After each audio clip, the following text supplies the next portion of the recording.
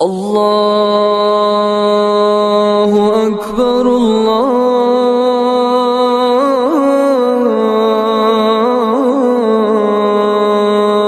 اکبر۔ السلام علیکم ورحمۃ اللہ وبرکاتہ۔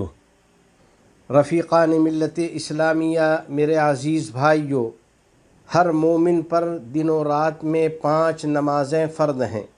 پھر ان فرائض کے علاوہ کچھ سنت اور نفل نمازیں بھی مشروع کی گئی ہیں۔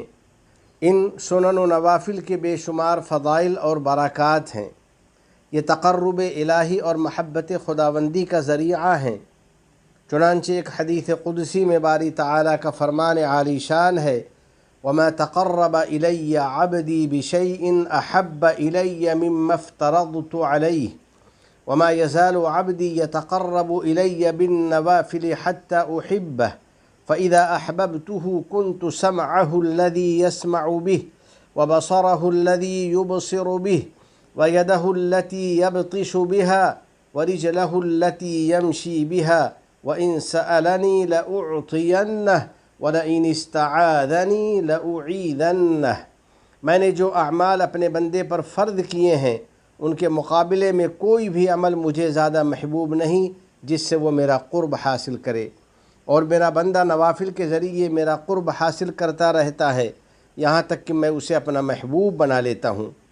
پس جب میں اسے اپنا محبوب بنا لیتا ہوں تو میں اس کا کان بن جاتا ہوں جس سے وہ سنے، اور اس کی آنکھ بن جاتا ہوں جس سے وہ دیکھے، اور اس کا ہاتھ بن جاتا ہوں جس سے وہ پکڑے، اور اس کا پاؤں بن جاتا ہوں جس سے وہ چلے، اور اگر وہ مجھ سے کوئی سوال کرے تو میں اسے ضرور عطا کروں گا، اور اگر وہ مجھ سے پناہ مانگے تو میں اس کو ضرور پناہ دوں گا۔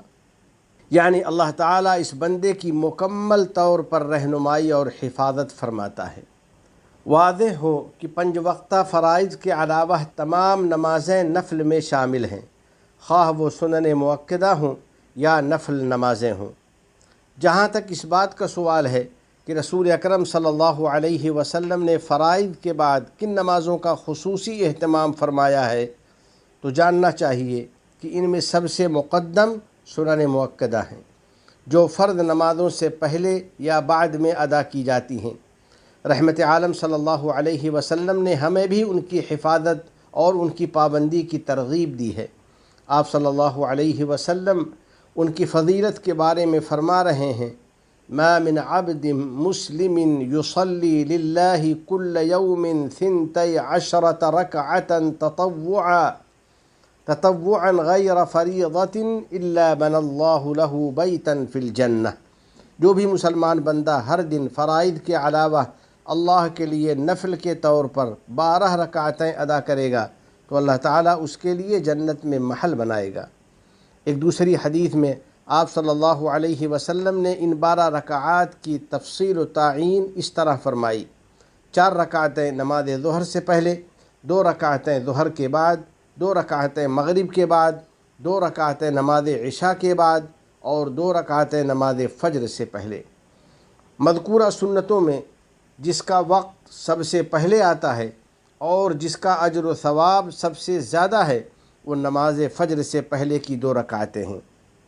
ایک حدیث میں نبی کریم صلی اللہ علیہ وسلم نے ان کی فضیلت بیان کرتے ہوئے فرمایا، رکعتا الفجر خیر من الدنیا وما فیہا۔ نماز فجر سے پہلے کی 2 رکعتیں دنیا وما فیہا سے بہتر ہیں۔ رسول اکرم صلی اللہ علیہ وسلم دیگر نوافل کی بنسبت سنت فجر کا خصوصی اہتمام فرماتے اور اس کی طرف سبقت و سرعت فرماتے۔ نفل نمازوں میں صلاۃ الضحیٰ یعنی نماز چاشت کی بھی بہت زیادہ فضیلت اور ثواب ہے۔ اس کی بابت نبی رحمت للعالمین صلی اللہ علیہ وسلم کا فرمان ہے، لا يحافظ على صلاة الضحیٰ الا اواب۔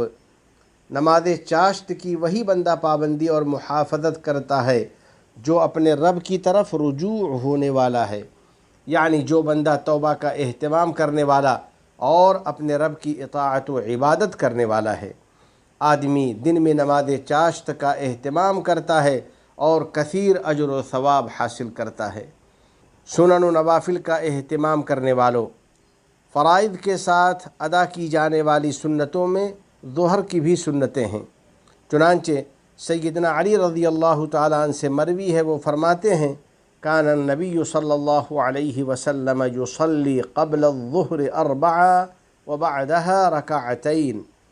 نبی کریم صاحب خلق عظیم صلی اللہ علیہ وسلم نماز ظہر سے پہلے 4 رکعت اور ظہر کے بعد 2 رکعت ادا فرماتے تھے۔ نماز مغرب کے بعد کی 2 رکعتیں بھی ان سنتوں میں شامل ہے نبی کریم صلی اللہ علیہ وسلم جن پر مداومت فرماتے۔ چنانچہ سیدنا عبداللہ ابن عمر رضی اللہ تعالی عنہما سے روایت ہے ان رسول اللہ صلی اللہ علیہ وسلم کان یصلی رکعتین بعد المغرب۔ رسول اللہ صلی اللہ علیہ وسلم نماز مغرب کے بعد 2 رکعتیں ادا فرماتے تھے۔ حضرت عبداللہ بن عمر رضی اللہ تعالی عنہما سنن و نوافل کے سیکھنے اور ان پر عمل کا بے انتہا اہتمام کرتے اور آن حضرت صلی اللہ علیہ وسلم کی طاعات و عبادات کا مشاہدہ کرتے رہتے۔ چنانچہ بیان کرتے ہیں کہ انہوں نے نبی کریم صلی اللہ علیہ وسلم کے ساتھ متعدد سنن و نوافل ادا کیے، جن میں یہ بھی ذکر فرمایا رکعتان بعد صلاۃ العشاء، نماز عشاء کے بعد کی 2 رکعتوں کو بھی میں نے ادا کیا۔ فرض کے بعد انتہائی افضل نماز صلاۃ الوتر ہے۔ یہ نماز رسول اکرم صلی اللہ علیہ وسلم کو بہت زیادہ مرغوب و محبوب تھی۔ آپ صلی اللہ علیہ وسلم نے نماز وتر کی وصیت کرتے ہوئے اسے لازم فرمایا اور اپنے اصحاب کو اس کے ادا کرنے کا حکم دیا۔ اوتروا قبل ان تصبحوا، صبح ہونے سے پہلے یعنی طلوع فجر سے قبل نماز وتر ادا کر لیا کرو۔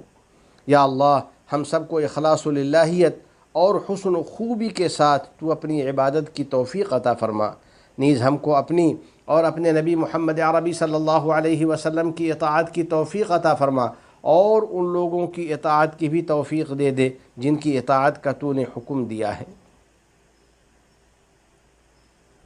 حضرات گرامی، میرے مومن بھائیوں، بلا شبہ سنن و نوافل کے بے شمار فوائد و برکات ہیں۔ فرائض کی ادائیگی میں بندے سے جو کمی کوتاہی ہو جاتی ہے، سنت و نفل کے ذریعے اس کی تکمیل کر دی جاتی ہے۔ نبی رحمت للعالمین صلی اللہ علیہ وسلم کا ارشاد ہے اول ما يحاسب به العبد يوم القيامة صلاته فإن كان أتمها كتبت له تامة وإن لم يكن أتمها قال الله عز وجل انظروا هل تجدون لعبدي من تطوع فتكتملون بها فريضته۔ قیامت کے دن سب سے پہلے بندے کی نماز کا حساب ہوگا، پس اگر اس نے اپنی نمازوں کو کامل طریقے پر ادا کیا ہوگا تو وہ کامل لکھی جائیں گی، اور اگر ان کو کامل طریقے پر نہیں ادا کیا ہوگا تو باری تعالیٰ ارشاد فرمائے گا دیکھو کہ میرے بندے کے پاس نوافل ہیں، اگر ہیں تو ان کے ذریعے اس کے فرائض کو مکمل کر دو۔ الغرض، سنن و نوافل کی ان رکعات کی برکت سے فرض نمازوں کی کمی کوتاہی پوری کر دی جاتی ہے اور بندے کو جنت میں داخلے کی بشارت مل جاتی ہے، جس کی نعمتوں سے وہ لطف اندوز ہوگا اور وہاں اس کا خوب اعزاز و اکرام کیا جائے گا۔ باری تعالیٰ کا فرمان مبارک ہے والذین هم علی صلاتهم یحافظون اولئک فی جنات مکرمون، اور جو لوگ اپنی نمازوں کی پابندی کرتے ہیں یہی وہ بندے ہیں جو جنت میں اعزاز و اکرام کے ساتھ رہیں گے۔ پس مومن بندے کو وقت کی پابندی کے ساتھ نماز ادا کرنی چاہیے، سنن و مستحبات کی رعایت کرنی چاہیے، نماز کو کامل طریقے پر ادا کرنا چاہیے اور بکثرت سنت و نفل کا اہتمام کرنا چاہیے تاکہ اسے اللہ کی قربت و محبت حاصل ہو اور اللہ کے نزدیک اس کے درجات خوب بلند ہوں۔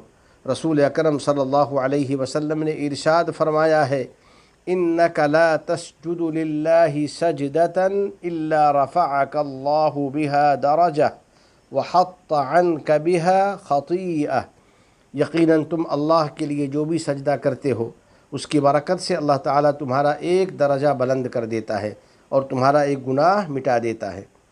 آخر میں بارگاہ رب العزت میں دعا ہے کہ الہ العالمین ہمیں نماز ادا کرنے کی توفیق عطا فرما، ہمارا قیام، ہمارے رکوع، ہمارے سجدے اور ہمارے تمام نیک اعمال قبول فرما، اور جنت میں ہمارے درجات بلند فرما، ہماری روزی اور ہماری آل و اولاد میں برکت عطا فرما، اور ہمیں امن و عافیت اور صحت عطا فرما۔